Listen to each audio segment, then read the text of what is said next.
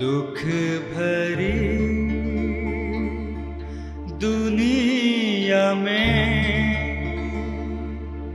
आंसू में बहाता रहा।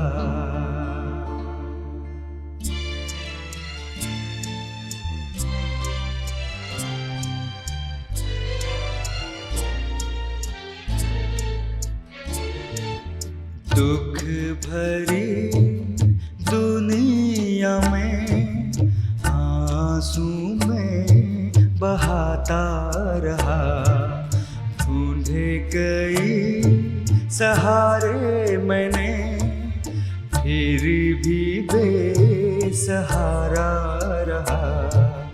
दुख भरी दुनिया में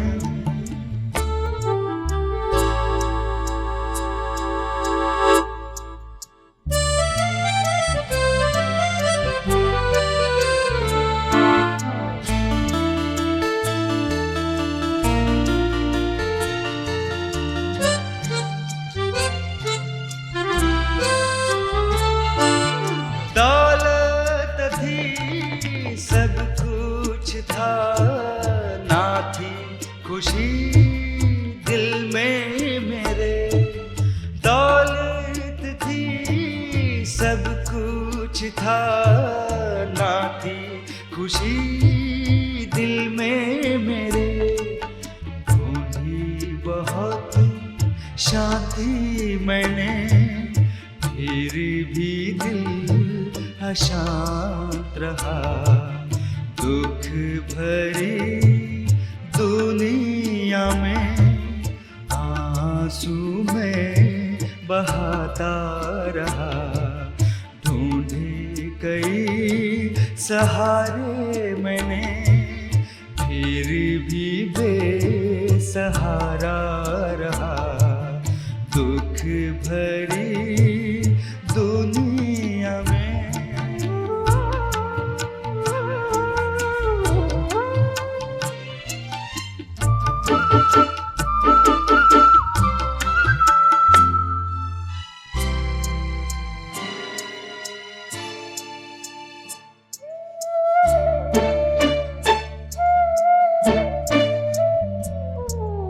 यीशु से ये ना देखा गया, आंसू को मेरे पोंछ दिया। यीशु से ये ना देखा गया, आंसू को मेरे पोंछ दिया। शांति से दिल भर दिया, वो ही सच्चा किनारा मिला। दुख भरी दुनिया में आंसू में बहाता रहा। ढूंढे कई सहारे मैंने, फिर भी बेसहारा रहा। दुख भरी दुनिया में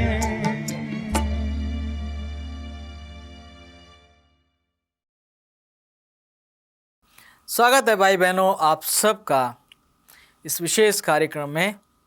इसका नाम है बिब्लिकल वुमेन अर्थात मसीही महिलाएं। धर्मशास्त्र के अंदर पाई जाने वाली महिलाओं के ऊपर ये पूरा कार्यक्रम की जो श्रृंखला है ये आधारित है। और जबकि हम महिलाओं की बात कर रहे हैं तो प्रभु यीशु मसीह की माता मरियम का अगर हम वर्णन ना करें तो ये श्रृंखला पूरी नहीं हो सकती। अर्थात उसको हमें अपने सामने रखना बहुत आवश्यक है। मेरे प्रियो, परमेश्वर ने अलग अलग समय में अपने प्रताप को अपने लोगों के द्वारा प्रकट किया। अपनी योजनाओं को अपने लोगों के द्वारा उसने पूरा किया। मेरे प्रियो, परमेश्वर जो कुछ भी करता है उसको करने के लिए उसे लोगों की आवश्यकता होती है, मनुष्यों की आवश्यकता होती है। मनुष्य वो माध्यम है जिसके द्वारा परमेश्वर कार्य करता है।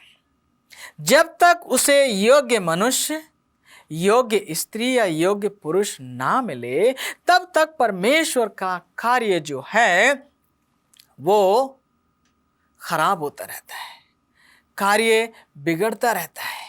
परमेश्वर की योजनाएं पूरी नहीं हो पाती है।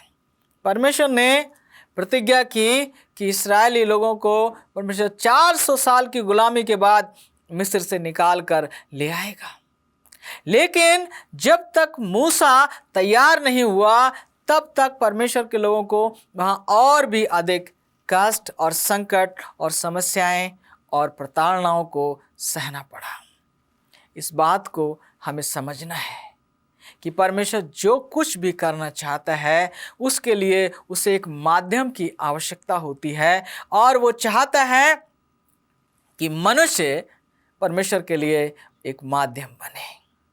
परमेश्वर हमारे ऊपर दबाव नहीं डालता, लेकिन वो ये चाहता है कि हम अपनी इच्छा से, अपने दिल से प्रभु के लिए समर्पित हो जाएं, और जो प्रभु का उद्देश्य है उसको अपने जीवन में पूरे होते हुए हम देखना चाहते हैं, तो हम उसके प्रति समर्पित हो जाएं। उससे कहें, हाँ प्रभु मैं तैयार हूँ, जहाँ तू भेजेगा वहाँ मैं जाऊँगा, जो तू मुझसे कहेगा वो मैं कहूँगा, जो तू मुझसे चाहेगा वही मैं करूँगा। आज परमेश्वर ऐसे लोगों की तलाश कर रहा है। हालात विपरीत हो सकते हैं, संसार आपके विपरीत हो सकता है, समाज आपके विपरीत हो सकता है, समाज की रीतियां आपके विपरीत हो सकती हैं, लेकिन यदि आप अपने आप को प्रभु के लिए अर्पित कर दें, प्रभु की इच्छा के प्रति आप अर्पित हो जाएं, तो प्रभु आपके द्वारा महान कार्यों को करेगा और आपकी रक्षा करेगा, आपको संभालेगा। यही बात हम मरियम के जीवन में देख सकते हैं। मरियम, जिसका मतलब है कड़वा, ये ऐसा जीवन है जो कड़वाहट से भरा हुआ था। मुझे पता नहीं कि उन्होंने इसका नाम, इस बेटी का नाम इसके माता पिता ने मरियम ही क्यों रखा। एक पादरी साहब को मैंने कहते हुए सुना कि लोग जानते थे कि जिस स्त्री से यीशु मसीह पैदा होगा उसका नाम मरियम होगा, और इसलिए बहुत से लोग अपनी बेटियों के नाम मरियम रखते थे। यीशु मसीह के जो शिष्य थे उनके बीच में ढेर सारी जो महिलाएं थीं, उनमें हम अनेक स्त्रियों को पाते हैं जिनका नाम मरियम था। परमेश्वर जानता है इसके पीछे रहस्य क्या है, लेकिन हम अभी मरियम के बारे में सीखना चाहते हैं। एक कुंवारी स्त्री जिसकी मंगनी यूसुफ नाम के व्यक्ति के साथ हो गई है, और ये पवित्र स्त्री है, परमेश्वर का भय मानने वाली स्त्री है, परमेश्वर के प्रति समर्पित स्त्री है, उसकी आराधना करने वाली स्त्री है, और ये बाट जो रही है प्रभु के आगमन की कि प्रभु आए और इस दुनिया से पाप का विनाश हो जाए, उसके राज्य की स्थापना हो जाए, लोगों का छुटकारा हो जाए। मेरे प्रियो, और ऐसे में एक दिन जब वो प्रार्थना में होती है, परमेश्वर के वचन पर ध्यान और मनन कर रही होती है, तो परमेश्वर का स्वर्गदूत जिब्राइल उसके सामने आकर खड़ा हो जाता है और वो मरियम से बातचीत करता और कहता, हे मरियम तुझे सलाम, परमेश्वर का अनुग्रह तुझ पर हुआ है, परमेश्वर ने चाहा है कि तेरे द्वारा उसका पुत्र इस दुनिया में आए, तू गर्भवती होगी, एक पुत्र को जनेगी, उसका नाम यीशु रखना, और ये परमेश्वर के लोगों को उनके पापों से छुड़ाएगा, बचाएगा। मरियम की जो प्रतिक्रिया है वो प्राकृतिक है, नेचुरल है, और वो कहने लगती है ऐसा कैसे हो सकता है, अभी तो मैं ब्याही नहीं गई, अभी तक मैंने किसी पुरुष के मुंह को नहीं देखा, ये कैसे हो सकता है। यहाँ पर मरियम प्राकृतिक बातों की ओर जा रही है, ध्यान दे रही है, और वो सोच रही है कि यह असंभव है।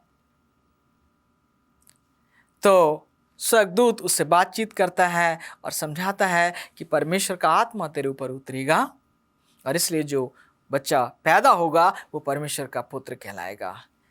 लूका 1 अध्याय और उसका 38 पद, आइए हम पढ़ते हैं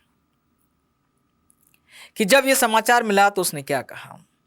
मरियम ने कहा, देख मैं प्रभु की दासी हूँ, मुझे तेरे वचन के अनुसार हो। तब स्वर्गदूत उसके पास से चला गया। मेरे प्रियो, स्वर्गदूत ने मरियम को बताया कि तो परमेश्वर के पुत्र की माँ बनने वाली है। और जब वो डामाडोल लगी तो उसने कहा कि ये जो तेरी रिश्तेदार है एलिशिबा, उसके भी बुढ़ापे में एक पुत्र होने वाला है और उसका 6वां महीना चल रहा है। इस तरह से वो मरियम जो है वो उत्साहित हो गई और उसने देखा कि ये जो प्रतिज्ञा मुझे दी गई है, ये जो आशीष मुझे मिलने वाली है, इसमें बहुत बड़ा संकट है, बहुत बड़ा खतरा है। इस्राएल में ये नियम था, यदि कोई कुंवारी स्त्री, एक लड़की जिसका विवाह नहीं हुआ है, यदि वो गर्भवती हो जाती है तो उसको उसके घर से निकाल कर सारे लोग पथरवाह करते थे, पत्थर उसके ऊपर मारते थे और वो मर जाती थी और पत्थरों का ढेर उसके ऊपर लग जाता था। अर्थात इस प्रतिज्ञा को स्वीकार करना, इस वचन को स्वीकार करना मरियम के लिए मौत को बुलावा देने के समान था। उसने क्या किया? उसने कहा, देख मैं प्रभु की दासी हूं, मेरे साथ तेरे वचन के अनुसार हो।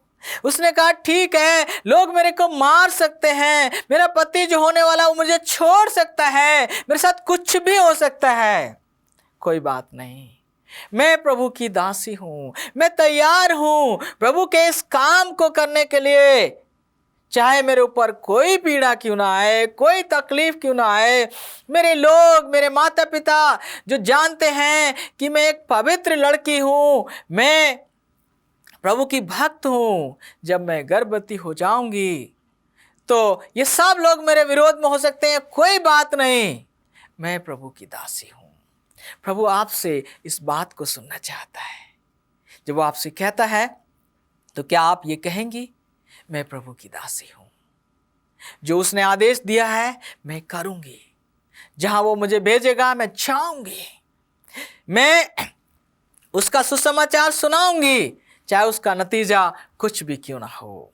मेरे प्रियो, तो परमेश्वर आपकी रक्षा करेगा जिस प्रकार से उसने मरियम की रक्षा की। और जब ये बात फैली, यूसुफ तक पहुंची, तो यूसुफ जो धर्मी पुरुष था, परमेश्वर से डरता था, वो अपनी होने वाली पत्नी को कलंकित होते हुए नहीं देखना चाहता था, वो उसके पतरवाह होने में शरीक नहीं होना चाहता था। वो तो ये चाहता था कि मंगनी को तोड़ दे और चुपके से वहां से चला जाए। मेरे प्रियो, परमेश्वर का स्वर्गदूत उसके पास पहुंचा और कहा, हे यूसुफ, तू अपनी मंगेतर मरियम को अपने पास लाने से मत डर, क्योंकि जो उसके गर्भ में है वो परमेश्वर की ओर से है। तो उसका नाम यीशु रखना और वो जो है परमेश्वर के लोगों को उनके पापों से आज़ादी देगा। मेरे प्रियो, जब मरियम ने हामी भरी, परमेश्वर की इच्छा को स्वीकार किया, तो परमेश्वर ने उस कार्य को करना आरंभ किया जो मरियम नहीं कर सकती थी। परमेश्वर ने अपने स्वर्गदूत को भेजकर उसके पति को समझाया, जो उसका होने वाला पति था, कि वो आए और अपनी पत्नी को अपने साथ ले जाए, सारे जमाने से कहे, ये मेरी पत्नी है, ये मुझे स्वीकार है, ये मेरे साथ रहेगी, किसी को हक नहीं है कि इसे पत्थरवाह करे। मेरे प्रियो, कितना महान कार्य हुआ। एक स्त्री को पति की सुरक्षा चाहिए, पति का संरक्षण चाहिए, उसको मिल गया। और मरियम ने अब कहा, अब चाहे दुनिया मेरे खिलाफ हो जाए तो हो जाए, मुझे इस बात की चिंता नहीं है, क्योंकि मेरा पति मेरे साथ है और मेरा परमेश्वर मेरे साथ है।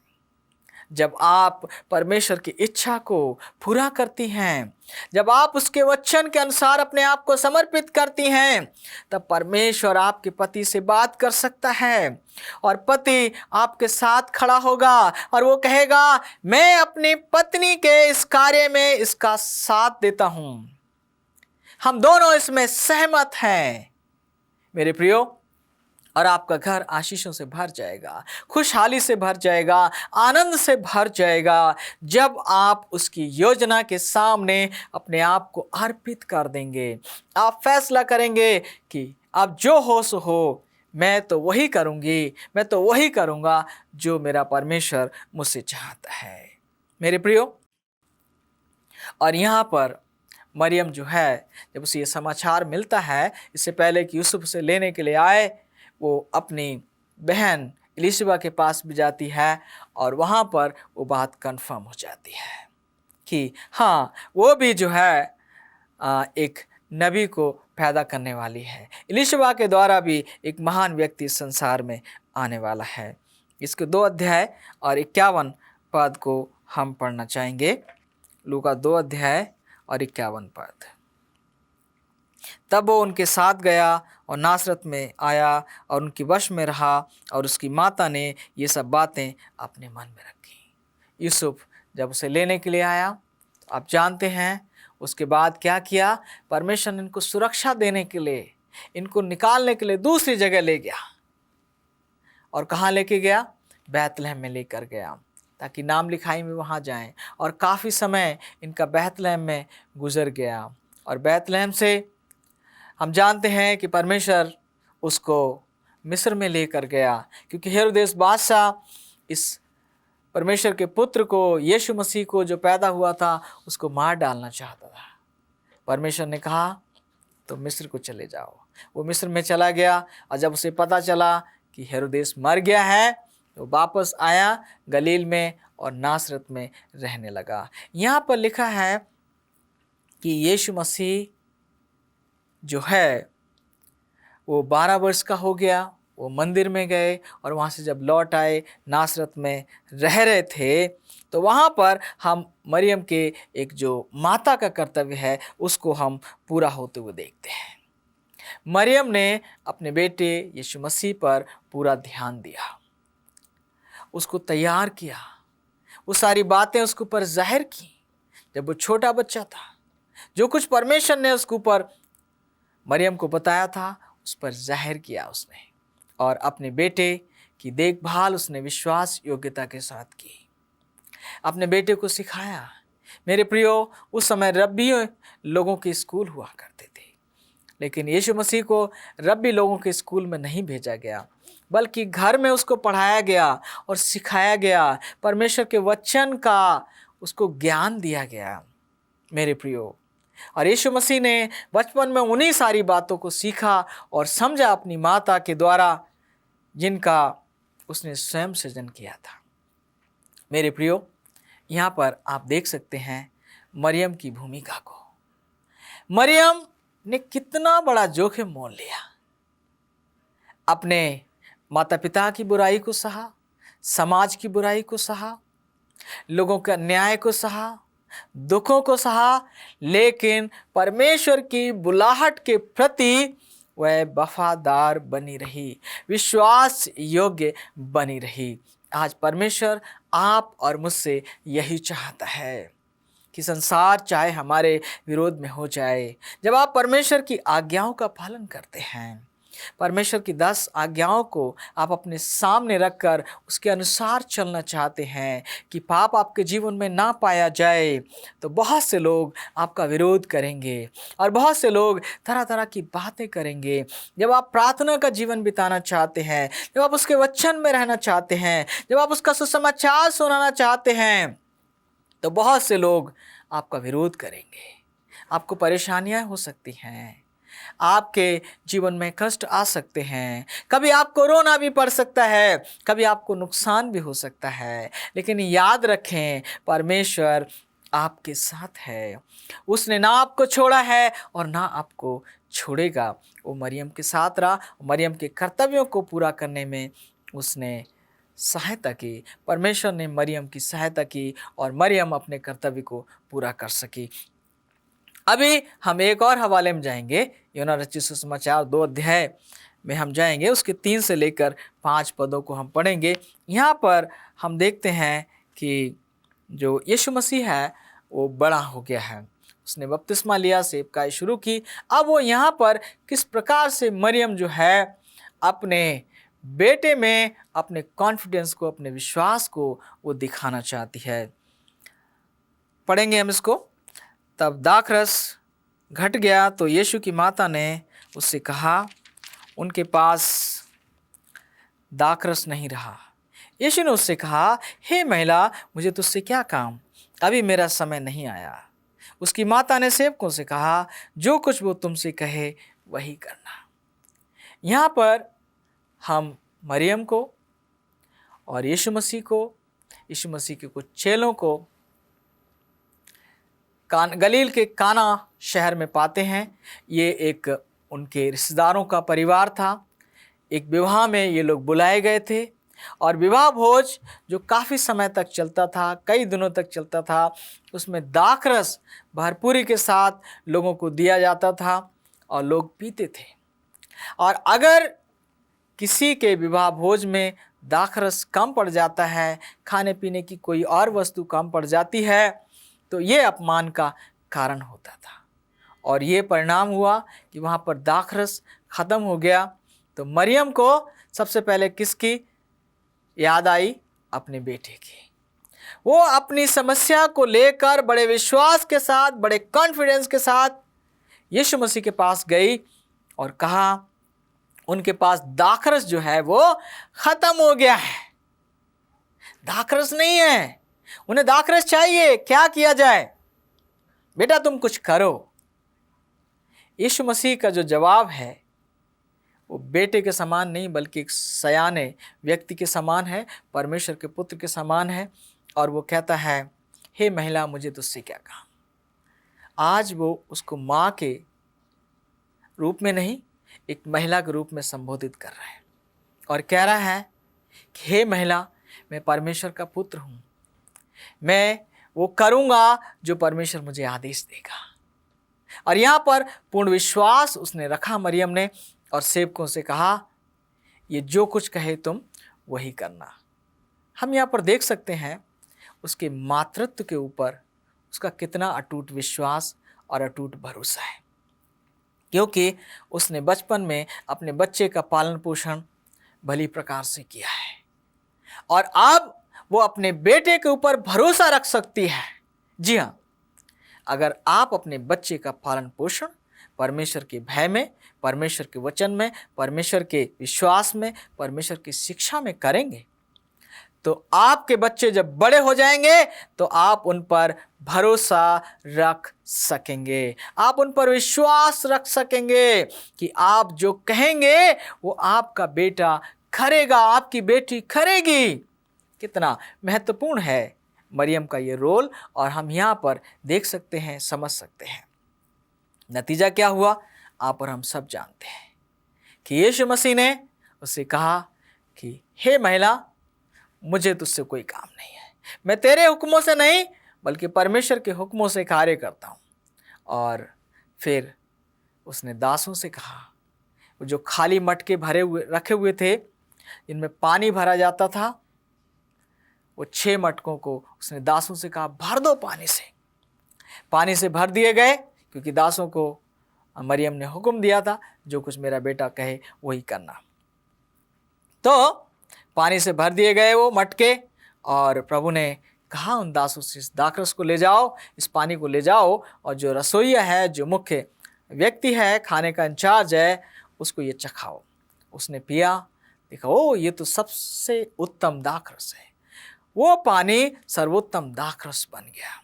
जी हाँ, प्रभु ने उस विवाह भोज में उस परिवार की लाज को रखा और मरियम की लाज को भी रखा और उसकी आवश्यकता को पूरा किया और बहुतों को आशीषित किया। क्योंकि मरियम ने अपने कर्तव्य का पालन किया, इसलिए उसका दिल खुशी से भर गया होगा जब उसने देखा कि मेरे बेटे के कहने से ये जो पानी है वो दाखरस में बदल गया है। मेरे प्रियो, आइए मेरे साथ आप यूहन्ना रचित सुसमाचार उसके 19 अध्याय के 25 पद में चलें और यहाँ पर हम मरियम को वहाँ पर पाते हैं जब उसका बेटा सलीब पर टंगा हुआ है।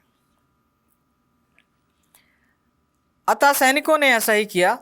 यीशु के क्रूस के पास उसकी माता और उसकी माता की बहन क्लोपास की पत्नी मरियम और मरियम मगदलीनी खड़ी थी।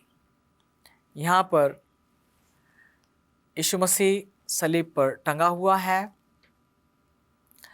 शायद सारे चेले छोड़कर भाग गए हैं, लेकिन ये माँ अपने बेटे को इस पीड़ा में तड़पता हुआ देख रही है, उसके साथ है, उसको छोड़कर नहीं जाती है। वो ये बात नहीं सोचती है कि कहीं ऐसा ना हो कि चूंकि मैं इसकी माँ हूँ तो मुझे भी पकड़ लिया जाए और मुझे भी मारा जाए। नहीं, वो अपने बेटे से जो उसका प्रेम है उसको वो निभाती है। माताएं जो परमेश्वर का भय मानती हैं वो अपने बच्चों को संकट में छोड़कर कभी नहीं जाती। जब मैंने एक बार सुना कि एक पत्नी थी, उसने अपने प्रेमी के साथ मिलकर अपने बच्चों का खून कर दिया। पिछले दिनों में मैंने अखबारों में पढ़ा कि किसी ने अपनी बच्ची को एक पन्नी में लपेटकर कूड़ेदान में फेंक दिया। मेरे प्रियो, लोग संकट के समय अपने बच्चों को फेंक रहे हैं, लेकिन मरियम ने संकट के समय अपने बच्चे को त्यागा नहीं।